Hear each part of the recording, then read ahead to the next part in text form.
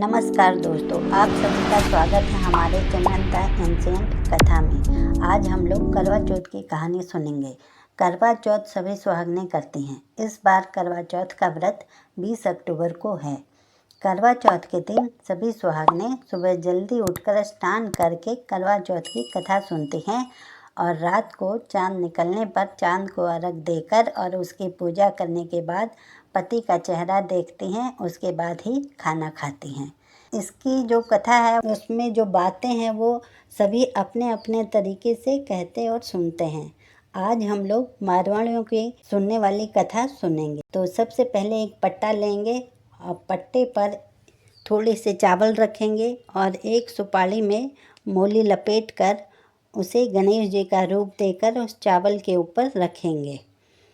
एक लोटा या घंटी में जो भी हो उसे जल से भरकर पट्टे पर रख लें और उस पर स्वास्तिक बना लें। फिर हाथ में गेहूं के 13 दाने लेकर कथा सुनेंगे। तो कथा इस प्रकार है। एक साहूकार था, उसको 7 बेटा और 1 बेटी थी। सातों भाई अपनी बहन को बहुत प्यार करते थे। सातों भाई बहन के साथ ही खाना खाते थे। बहन की शादी होने पर वो अपने ससुराल चली गई। फिर एक बार कार्तिक के महीने में करवा चौथ का व्रत आया। तब बहन भी अपने मायके में थी और उसने भी करवा चौथ का व्रत रखा। थोड़ी देर में उसके सातों भाई खाना खाने आए। तब उन्होंने अपनी बहन को भी खाने के लिए कहने लगे। तब बहन ने कहा, आज तो मैंने अपने पति के लिए करवा चौथ का व्रत रखा है और जब चांद निकलेगा तब चांद को अर्घ देकर पूजा करके खाना खाऊंगी। तब सभी भाइयों ने मिलकर सोचा कि बहन इतनी देर तक भूखी रहेगी, सो उन्होंने एक दिया जलाया और एक चलनी लेकर एक टीले के पीछे होकर जले हुए दिए के ऊपर चलनी रख दिया और बहन से बोले, देखो बहन, चांद निकल आया, अर्घ दे दो। तब बहन ने अकेले ही चांद को अर्घ दे दिया और भाइयों के साथ खाना खाने बैठ गई। जैसे ही पहला कौर उठाया तो उसमें बाल निकल आया, दूसरे कौर में सिवाल आया और तीसरे कौर में ससुराल से बहन को लेने के लिए लोग आ गए और बोले कि बहन का पति बहुत बीमार है, सो बहन को वापस ससुराल जाना होगा। बहन की माँ ने उसे पहनाने के लिए अपनी बक्सा खोलकर कपड़े निकालने लगी तो सफ़ेद कपड़ा निकला।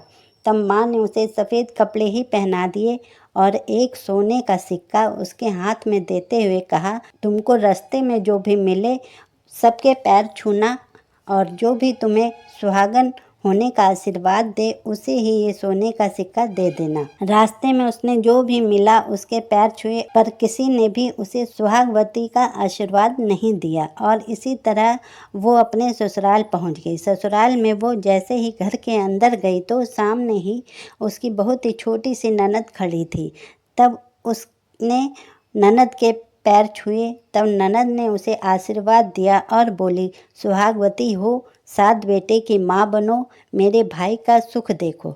तब उसने वो सोने का सिक्का अपनी ननद को दे दिया और अपने आंचल में गांठ बांध लिया। फिर वो घर के अंदर गई तो उस सास बोली, ऊपर जाओ, तुम्हारा पति मरा पड़ा है, उसके पास जाकर बैठ जाओ। वो ऊपर जाकर अपने मरे हुए पति के पास बैठ जाती है और उसे जोगने लगती है। उसकी सास उसे रोज़ बासी खाना बचा हुआ नौकरानी से भिजवा देती और कहती, मरे हुए को जोगने वाली को रोटी दे आओ। थोड़े दिन के बाद मंगसिर महीने की चौथ का व्रत आया तो चौथ माता क्रोधित होकर उससे कहने लगी, करवा लो भाइयों की प्यारी, करवा लो, दिन में चांद उगाने वाली, भूखी मरने वाली, करवा लो।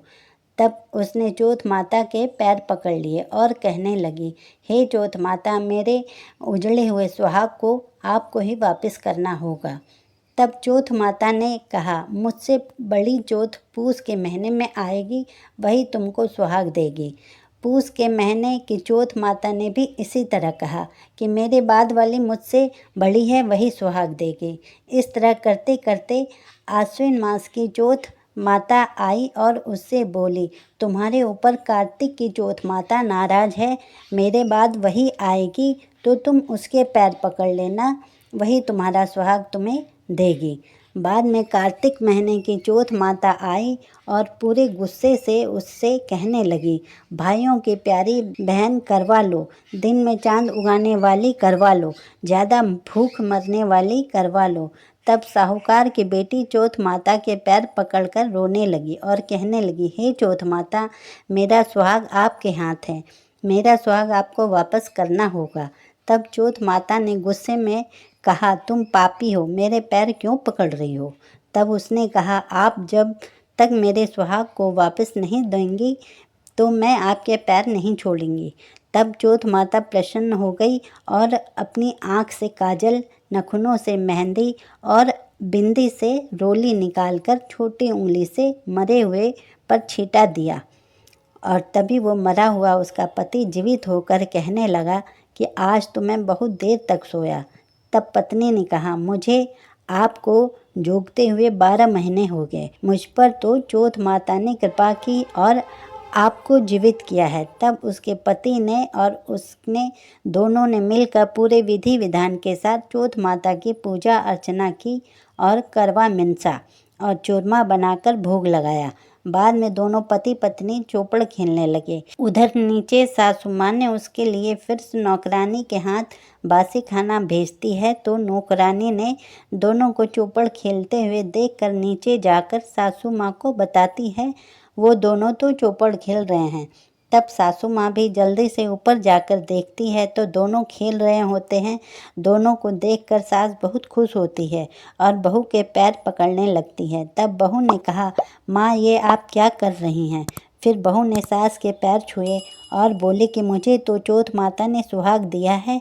और फिर सारे नगर में प्रचार कर दिया कि बेटे की माँ और पुरुष की नारी सभी ये चौथ का व्रत करें, 13 चौथ का व्रत करें। चौथ माता जैसे साहूकार की बेटी पर कृपा करी वैसे सब पे करना।